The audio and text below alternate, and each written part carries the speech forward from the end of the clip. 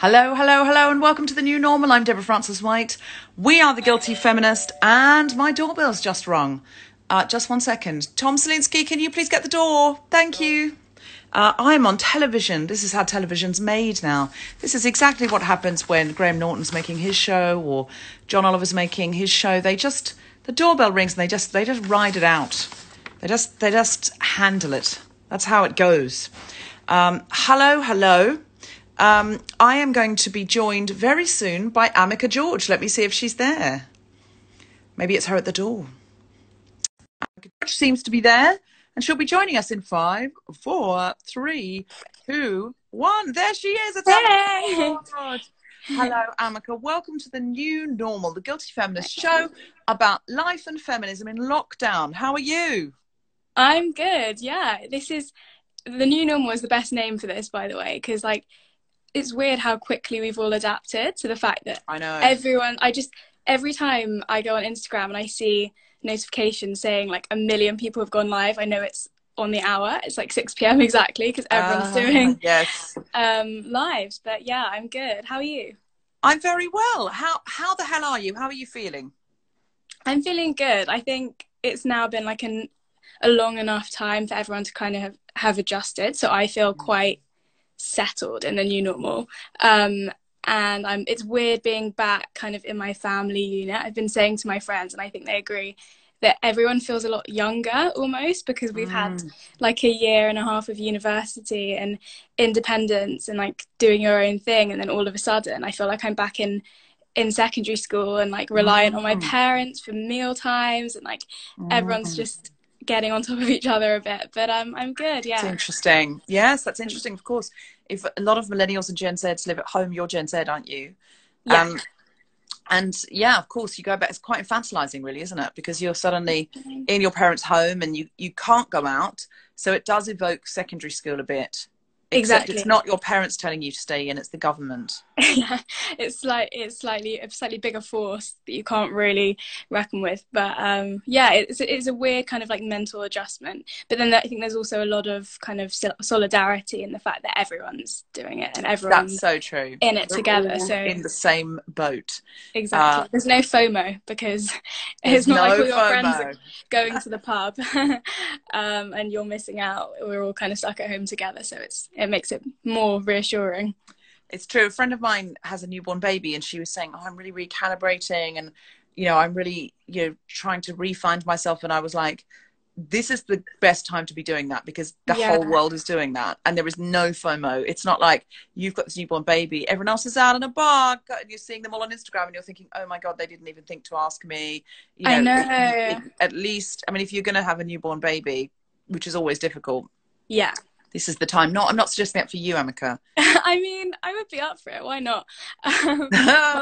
My auntie's actually just had a baby about a week ago, and I was talking to her about it, and she was just saying it's the strangest kind of environment to bring a baby into the it's a really I can imagine it being a really difficult kind of thing to deal with, just thinking about bringing a baby into the world when the world is so weird and uncertain and no one really knows what's going on. But in a lot of ways it's quite safe in that there is this protection of home and family, and there's not hundreds of people trying to see the baby or like stop you in the street and all of That's this. True. Yeah, there are so many different. Yeah, it must be just a very weird time though to be. You also can't have people coming over to give you an hour off or to have cups of tea with you. So in a way, it's kind of a good thing, but it's going to be a strange generation. I read somewhere that they're going to be called Generation C, which I don't think they should really be defined by the virus. But the new generation. Oh, like C for Corona. Yeah, Ooh. Like they'll be the next generation that are brought into the world, and this will be their version of normality, which is really strange.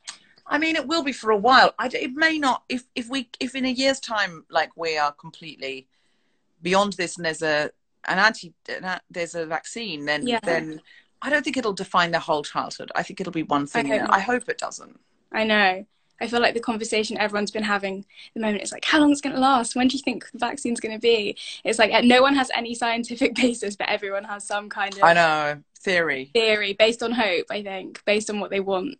Based on hope, indeed. And based on whether you're a glass half full or a glass half empty.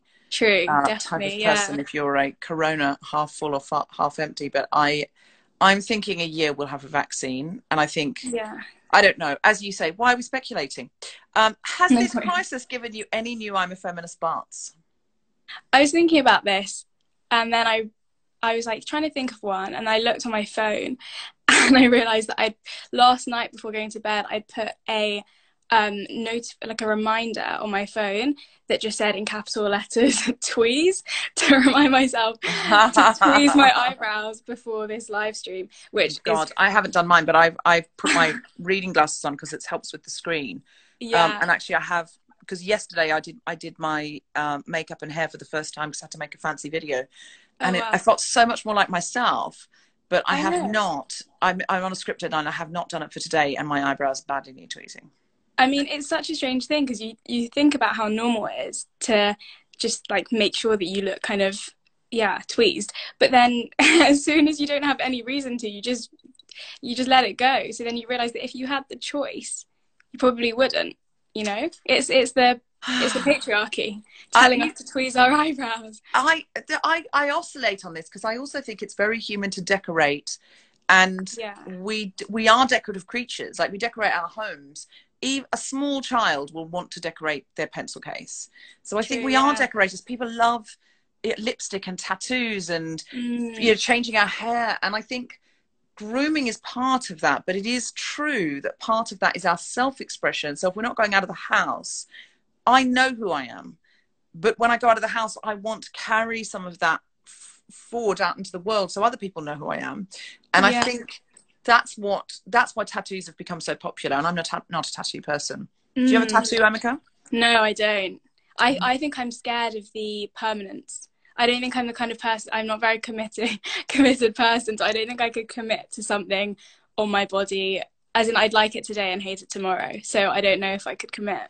I agree, because anything that seems good today, you know what? I know people who've got 20-year-old tattoos of Chinese symbols, and our feelings about that have completely changed. Exactly. But they got it in Bali on a holiday. And then they realised that it means nothing near what they thought it would be. Nothing what they thought. And then now they're feeling like, have I got cultural appropriation on my back? And, etc. Exactly. Yeah, it's tricky. I mean, I like Scarlett Curtis's tattoos, but she said she's got a tattoo that says tea, and she said, because I know my feelings are never going to change about tea. Yeah, I think I feel the same way about tea. Actually, I probably would. I could get like oat milk. Well, no, you can't get oat milk, because then it'll come out that oat milk's the worst thing for the environment. Ever for you. Yeah, I know. Yeah, or whatever. I think I could probably get the Guilty Feminist on my ankle or something like that. Like I think you can definitely get the Guilty Feminist. That's not something that's going to become problematic or something that you dislike in the future. I mean, you never know. You never know. Cancellation is only ever a day away. Yeah. Imagine if I got periods or like period poverty, and that'd be a bit weird. But I think it is what you're most known for now. But when you're 48, you may not want that may not be your defining, Yeah, I mean, I'd hope not. The period guy. I've been referred to so many times at uni by students, and an academic came up to me and said, "Oh, I know who you are. You're the period lady." No, she said that you're the tampon lady.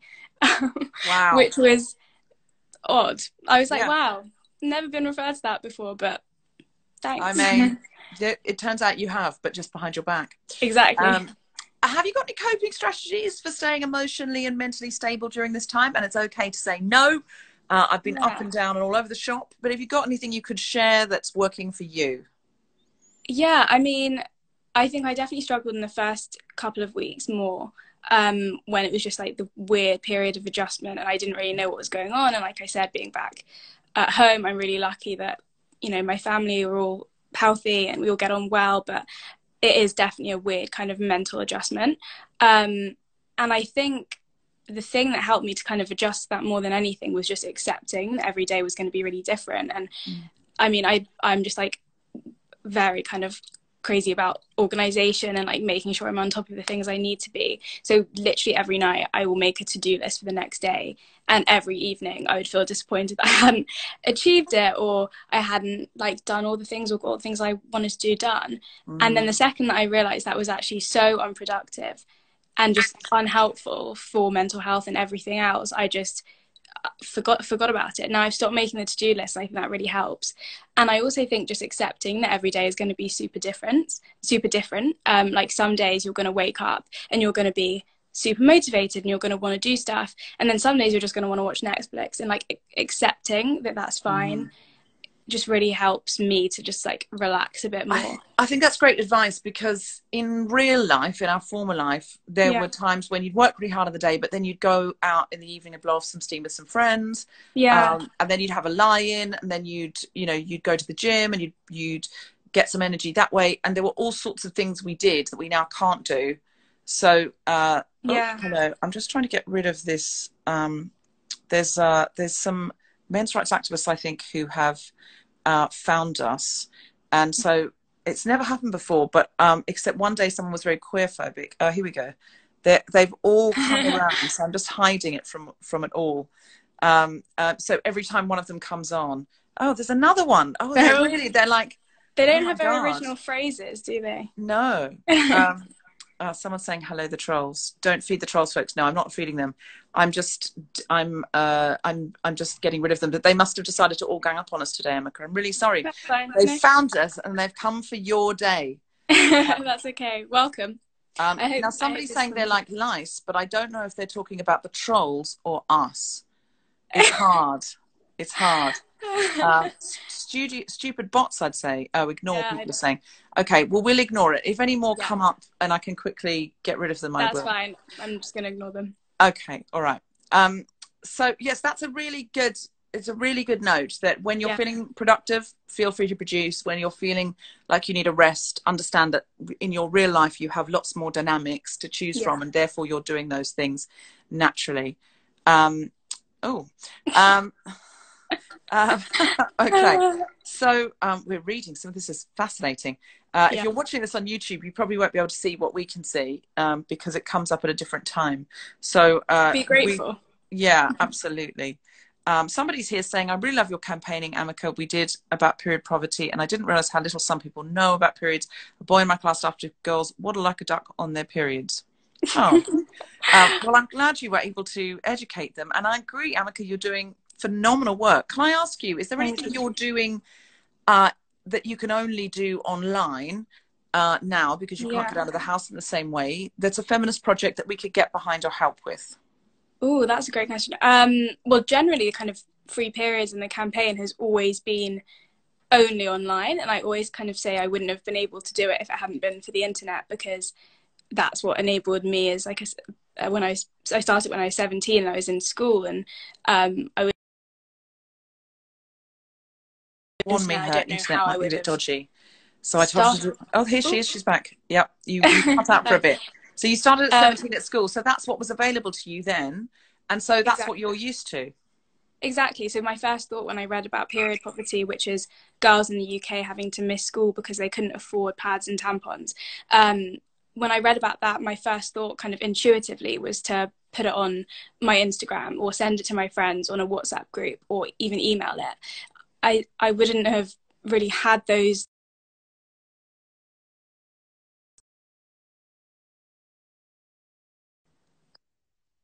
Hi, can you hear me? I cut out then. Yes.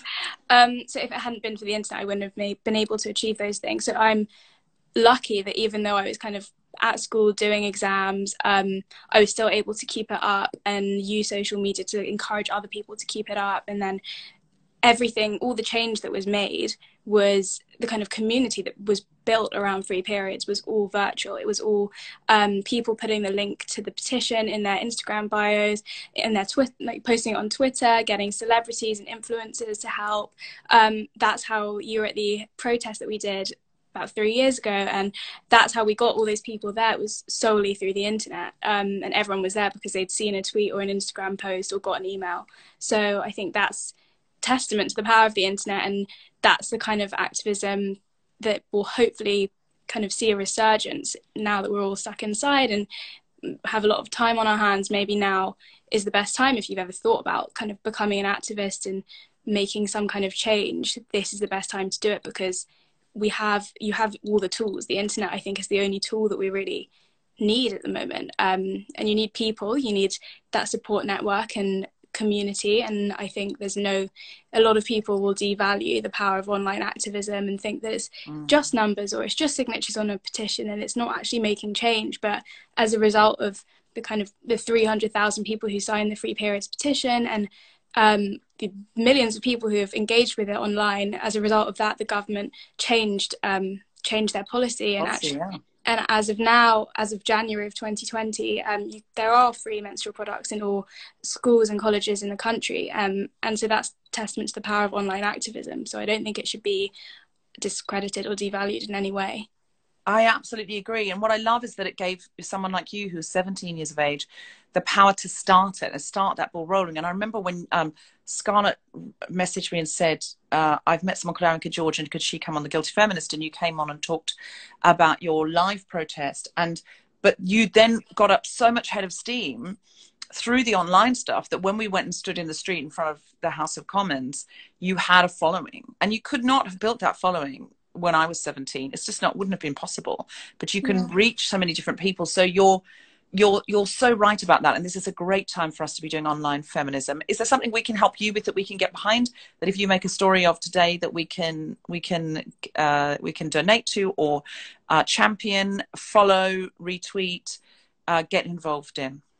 Yeah. Well, so one thing, I've kind of been encouraging people to donate to Bloody Good Period and beauty banks, because they're providing, so Free Periods is a kind of campaign, but we work with other charities who actually do the work in providing the products to the people who need them, but the government haven't kind of provided for in the way that they have in schools.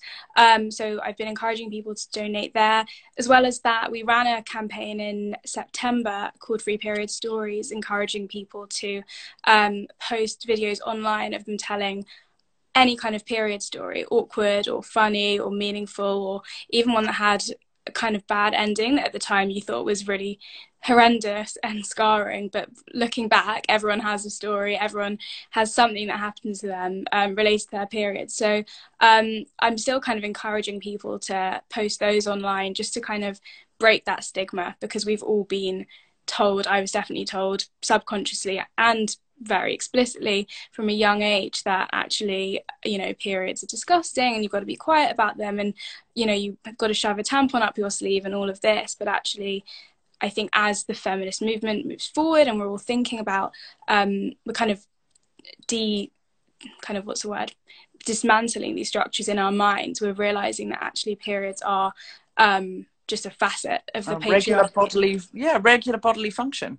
Yeah, and because they happen to half of the population, and that they happen to the half of the population that are so oppressed, we can't talk about them in the way that I remember you saying in your speech, Deborah, that if men had periods, they'd shout about them all the time, and we definitely have free products. And obviously I completely agree with that, and I think we need to dismantle this idea that they're just so stigmatized and taboo, and young children shouldn't be brought up with the idea or the assumption that actually, I'm just going to not tell anyone. Some of my friends didn't tell their mums about their period for 6 months after starting. Wow. Which, really... we've got to get rid of that shame and that stigma. So we can help by amplifying, following, donating if we have the cash to Bloody Good Period, but giving them a follow and retweeting, amplifying them, forwarding their details to someone who can afford it if we can't, is a really big deal. And maybe this is a good time as well to talk to the young people in our families about periods, both girls and boys, and non-binary teens in our lives, about periods. And as you say, sharing those stories of our worst period moment can really help. So if we can copy in Free Period to any stories we've got, funny stories about our periods, the worst time, something really embarrassing happened, or a time where we thought, actually, I don't have to be embarrassed, whatever it is, if we could put that on and we copy in at Free Period. At Free Periods with an S, The other thing I should mention is that so the government scheme to provide products for free in schools started in January, but obviously all schools and colleges are closed now. But if you are someone who still needs those products, if you get in touch with your school, they're still able to order the products fantastic. through PHS, and they can be delivered to either your own school or a local school to you, and you can pick them up from there. So hopefully that was one of my biggest worries when I heard that schools were closing, that so many children who were reliant on the government's support who are now unaccounted for. So Lexi was actually just asking on this, exactly that. Okay. How do you get hold of those products if you were reliant on them and you're now at home? And the answer is you phone your school, and if when you're out on your daily exercise walk or your shopping trip or whatever, you can pop into your school. Will the schools be open to receive? Yes, so they will for the scheme. They had a monthly delivery of the products anyway, so that will continue as normal. So great. The best thing is to talk openly. I think that's obviously another facet of the stigma, that it's hard to kind of break that wall and say to the school that you need the products, but obviously now it's more essential than ever. Great. Somebody called Ali here says, I'm a feminist, but I haven't used my moon cup because I need to boil it on the stove to sterilize it, and I really hate cooking. Fair. Yeah, I wouldn't call it cooking, but fair, absolutely fair. So if you make stories of those things after this and at The Guilty Feminist, I will share them, and we can do a swipe up, or if everyone can follow Free Periods here and on Twitter, that would be fantastic. Amazing.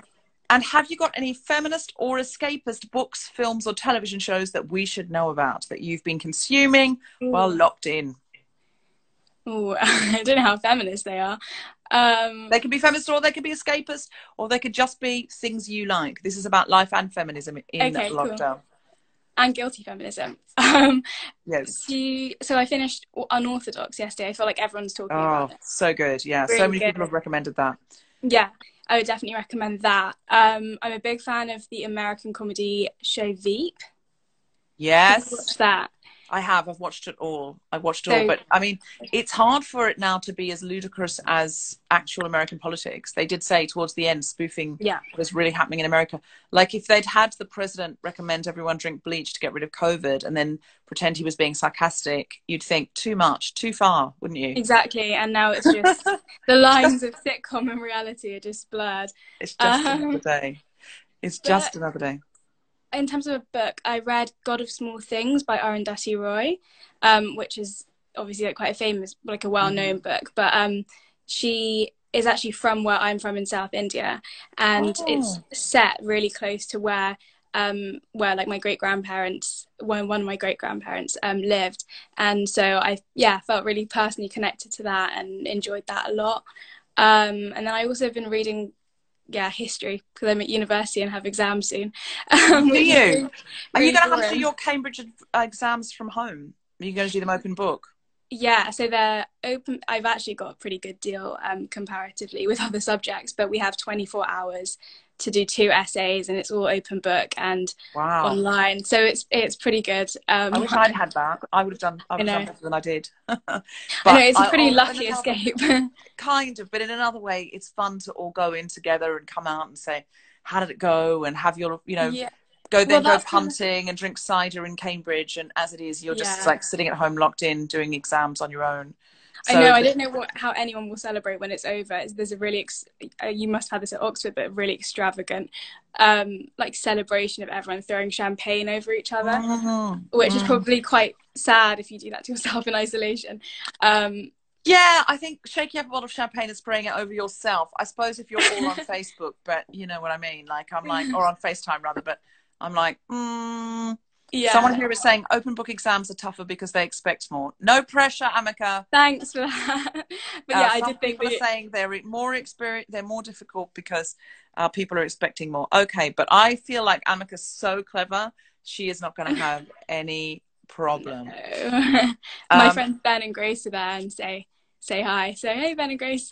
Hey. Can I ask, is there a dark thought or low moment that you've had that you wouldn't mind sharing? Because we ask this every day because people are very keen to share, understandably, because we're human. Their most fun moments when they're recreating a scene from Pulp Fiction or having a toga party with a bourbon theme. But when you're really feeling low, then it's, of course, you're not sharing that with the world, understandably. Yeah. And it makes everyone feel so much calmer when they hear that other people, maybe people they look up to or admire or have enjoyed their work or something like that, feels really desperate. Did you have a time in the first couple of weeks, or have you had a moment of going, oh my God, how long is this going to go on, and felt very low? Definitely. Yeah, I think, like I was saying, every day has been really different, and there are days when I just wake up and I'm just kind of completely confused. I think I was talking about this with a friend yesterday, that the news has just become like a really, I don't know, I've developed quite a toxic relationship with the news, in that it can become really addictive to just like scroll through the news or like go on the Guardian live updates, and all you're seeing, I mean, I think it's changed now compared with the beginning of the lockdown, but the beginning of Corona, all it was just a increasing death toll, and that's all you were seeing, and it becomes quite kind of compelling. Like, I'm seeing people in the comments saying that they're also having to stop watching the news, because I think it can be addictive but not helpful, because all it says a lot of the time is just that the situation is deteriorating, and that's not always what you want to hear. No. But at the same time, there is a lot of good news out there, so I'm trying to redirect my energies. And a low moment, I would say, yesterday I went to see my grandma, kind of I stood on the pavement and she was at her doorstep, and I was quite surprised. She lives on her own, and I was quite surprised that she seemed to be taking things in her stride. She was, quite chilled out about everything, and like, she didn't seem very she was kind of blasé, like, surprisingly. And then when I was saying bye to her, I was with my dad, and we kind of like started walking back towards the car, and it was just like this collective feeling, the three of us, that every single time oh my God, my TV's just turned on, sorry. Don't worry, I will busk. Sorry about that. It's okay, the robot's taking over, it's very clear. So yeah, like I've used to visit her every single weekend, and we'd always just kind of, as a matter of instinct, end by just giving each other a hug or a kiss, and then not being able to do that, just like really, that was for me the first realization of how weird the world is. Like, all these years, just normal interaction has just been completely transformed. So that was the moment that she kind of like broke down, and then my dad broke down, and then I cried, and it was all just like a bit intense. But I think I think things like that make you realize that when it's all over, like that first hug with anyone, your friends or family, is just going to be a lot better. Hopefully. Yeah, it really will. I'm really looking forward to hugging my mum as well. Yeah. Oof. Do you have any hope for humanity, renewed hope for humanity as a Gen Z from this, that maybe we'll learn something as a human race? Definitely. I'd hope that we'll value people and value the time that we spend with the people in our lives, and in a different way. Just kind of, hopefully when we're together, people won't be on their phones so much or distracted. You'll just value, it sounds so cheesy, but just being like in the moment and not overthinking things or trying to plan ahead obsessively, I think will hopefully change. I've been talking also to my mum a lot about people's relationship with food, and how potentially we'll kind of eat out less and like eat healthier, or make our own food a lot of the time, because we've realized that it's actually really easy and sustainable and cheap, and fun. Also we'll shop locally, I think, more. That's what Phoebe Waller-Bridge's New Normal, which came out as a podcast today on the Guilty Feminist feed, it was like a Guilty Feminist New Normal crossover, and she said she's been shopping at her local shop and going, okay, well, what they've got is a cauliflower, I have to be creative with that. And instead of going to the big Sainsbury's and having exactly what you want, making do with what is close and local, and getting to know the people in the local shop. And I think that's a really nice that will get us back to sustainability, and in a much more quickly than anything else. That if we're sort of ludicrously shipping mangoes around the world in the middle of winter, our time. Exactly. I mean, it's just... just generally the environmental impacts that, like, so fast we've seen, from just the fact that flights were stopped, that's had such a huge impact. So, and, no one's hugely suffering from the fact that, you know, we can't go on summer holidays, for example. So I think it's just like, again, just showing like an alternate reality is really important, and hopefully will change just the way that we, even if it doesn't massively change our actions, just the way that we think about things. What about you? Do you have any I'm hopeful that this will build empathy for people, in people, for refugees and other people who've had like people who are running from war or something else, that people will now be able to imagine this happening to them and it not being their fault, and going, some people are in a police state and they can never leave the house, and we have to fight for their rights. 100%. And so like it just building empathy in a community that has really very infrequently had civil liberties taken away on this scale. Also building empathy in white people for people of color who are always treated worse by the police and always with more suspicion by the judicial system. Like understanding, if you're now going to go for a walk in a park, a police officer might shout at you. So I'm hoping that so true. that the bridges being built, like we do need to be staying indoors, we do need to be not loitering and sunbathing in parks, all of those things, but it's just, I hope, building empathetic pathways. There's a brilliant article that Steve Alley wrote for the British GQ about the parallels between being a refugee and going into lockdown because of COVID, and how unexpected it is and how you have to adapt to change very quickly.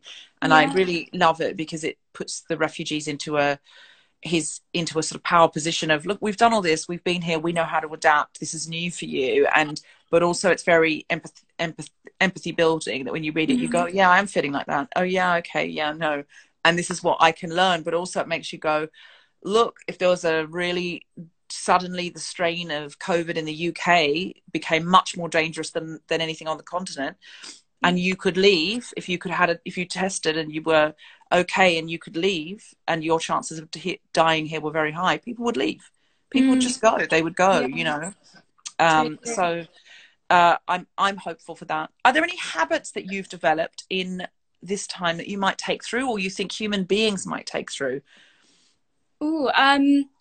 I mean, I was so, touched and reassured by when it kind of, I'm so lucky, but when it first all kind of happened, how many people were just, a lot of my friends and family just checking in on each other and making sure that everyone's okay. I don't think it's the most incredible thing going forward, but just how virtual communication has meant that everyone's stayed connected. And like we were saying before, even though it's such a horrific situation and everyone's really going through it, there is this feeling of collectivity and everyone being in it together in solidarity. And I think that the fact that the internet's allowed us to continue to maintain those human connections is what's kind of sustaining everyone. So I think, like you said, with empathy going forward, whether we're in a pandemic or not, just checking in with people and making sure they're okay. I found it so funny how at the beginning, this never really happened before, but at the beginning of emails and even text messages and everything, everyone will say, I hope you're okay, I hope your family are well and healthy and safe. Nobody was that nice on email before. Nobody was as kind of empathetic and genuinely concerned. Like, it doesn't feel like everyone's just saying that for the sake of it. It's just kind of, people care now. Not that they didn't before, but I think there is just like this heightened awareness that someone you're talking to could be going through something awful. Yeah, our empathy's really been activated, I think. We've sort of started to go, oh, and our normal has been shifted, and we're not just charging around thinking about ourselves. Doing. We've stepped back and we're being a little bit more. Do you have anything in your house that you would like to show us? Any free period stuff or any pets? I don't have any hats? pets. Any hats? Oh my God. Anything fun you want to show us? You do not have to. So I would, but I'm in my parents' room at the moment because it's the strongest Wi-Fi connection, and I think they would kill me for showing it, whatever. No, that's fine. You can show us something on the stories. Make a story of something you've got. I am actually reading this book that I'm using as a rest, so I could show. I'm using two good books as rest. Excellent. Let me get them. It means that I'll lose. Okay, so this book I read. Like a year and a half ago, but would really recommend. I don't know if you read it, Hillbilly Elegy. Nice. I have not. incredible book. This book is like a kind of history book, but also I recommend if you're not that interested in history, called Inglorious. I feel like a YouTuber or something. No, you love it. It's called Inglorious Empire by a historian called Shashi Tharoor. Wonderful. And he did an amazing talk at the Oxford Union a few years ago. And it was a debate about whether Britain owes reparations to former colonies. And he did this speech that was just incredible and went completely viral. Then he turned it into a book. And yeah, it's like will completely change everything you thought about empire and just like the extent of damage and like the existing impact. Wonderful. So I'd really recommend that. This book, I don't know why, because I'm going to really embarrass my mum, but I got sent this book a few months ago with absolutely no explanation. Like it didn't have, I mean, I assume it's from the author, but there was no note. There was no, like a lot of the time I'll get like sent a book and asked to tweet about it or something. This is called The Pelvic Floor Bible. Oh, I got sent that too, yeah. That got sent to all feminists. All feminists So immediately got that. Any feminist with an audience got sent that, yeah. So maybe I have that's not yet done my pelvic floor Bible, and I probably me neither, should. but now's the best time, so maybe I should. To make you feel more like a YouTuber, people are asking to see your earrings and find out where they're from. Can we see your earrings? These are my earrings. Oh my god, where are they from? This is kind of a relatively funny story about these earrings is that I lost them. They were from Topshop. I lost them, and then my friend went to Taiwan in summer and found them in the exact same earrings in a random market in Taiwan, so bought them for me. Wow. So, but they're probably still on Topshop. That is a really cool story. That's a fabulously cool story. I love that. And finally, if they said quarantine's over right now, what's the first thing you do? What are you dying to do? Oh my god, I think something really simple, just like seeing my friends, going to a pub, going to a park. I think the weather being so nice in London is really hard. It's really nice, obviously, because it boosts everyone's mood, but it's also annoying that we can't go and enjoy it. I know. Imagine we would have all been out in the beer gardens and outside and sitting by canals and picnicking. Easter weekend, the weather was taking the piss.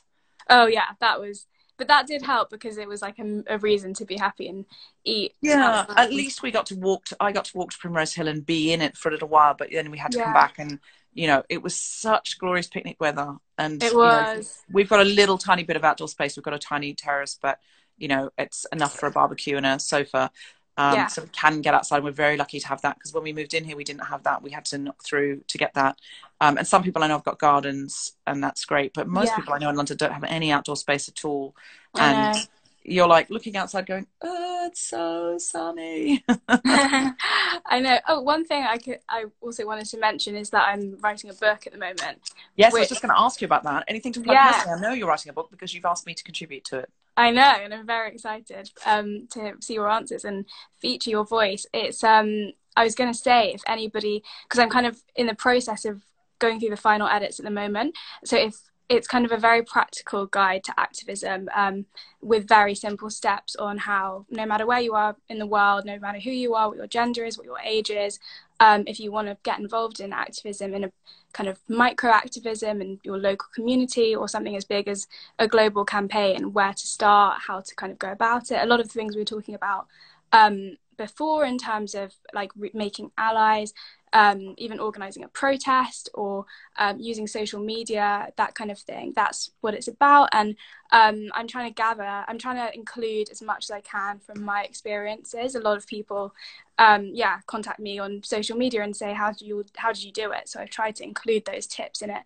But also, if anyone watching this has any suggestions or questions that they want to send me on Instagram or Twitter that they think would be really helpful to know and include in the book, because it's kind of based on my experiences and the things that I wish I'd done differently, or the things I would just definitely not do again. Things I would do again, like come on The Guilty Feminist, whatever people want to hear. So yeah, if anyone has fantastic. We cannot wait till that comes out, Amika George. That is a brilliant resource for everyone. I cannot believe you're writing a book while sitting finals. Well, yeah, it's been intense. Like I have tried to balance both, but it's been a really weird yeah, a I weird mean, balance between the lockdown's two. on the upside for you, because you imagine if you also had to celebrate with your friends, and imagine if the weather was this glorious in Cambridge and everyone was I know. punting. The book would I not get mean, written, probably. the book deadline is all down to lockdown, as far as I'm concerned. Your publishers are like, yes, she can't go Yeah. outside. So listen, Oh. what's your book going to be called? It's called Make It Happen, and it's out on the 3rd of September. I hope. That's the Wow. other thing. There's a lot of uncertainty.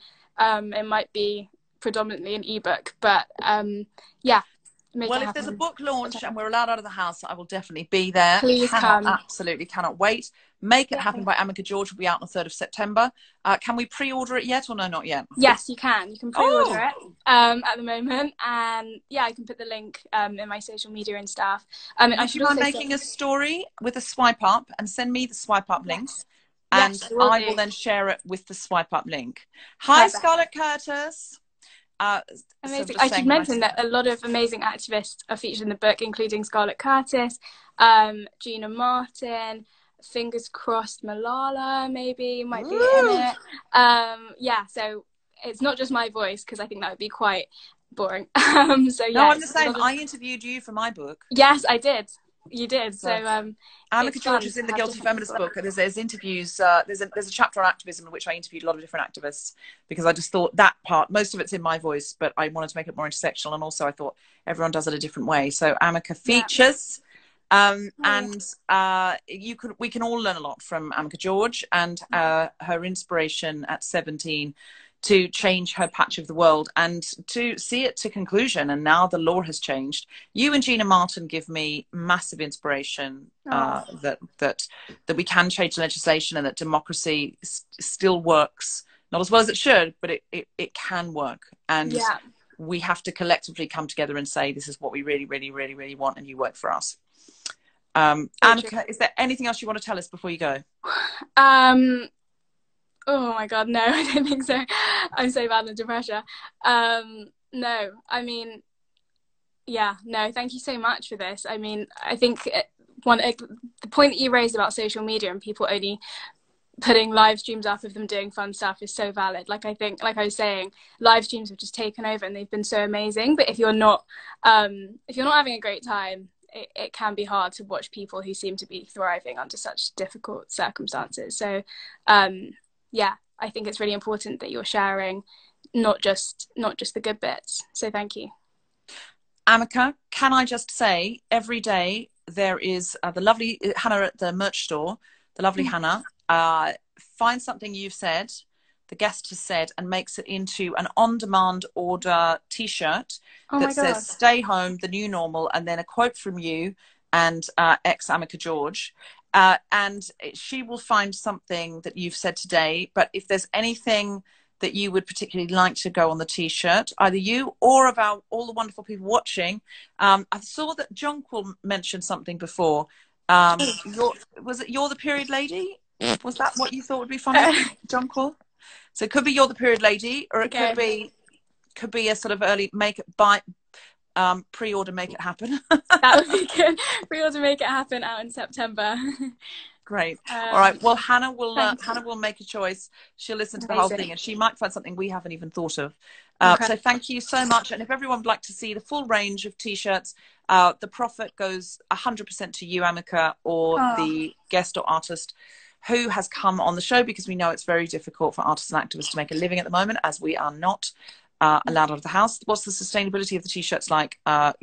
We have, of course, made sure that it's as sustainable as possible, and also that they're only printed on demand. So they only print one. Amazing. If someone orders one, so there's no waste.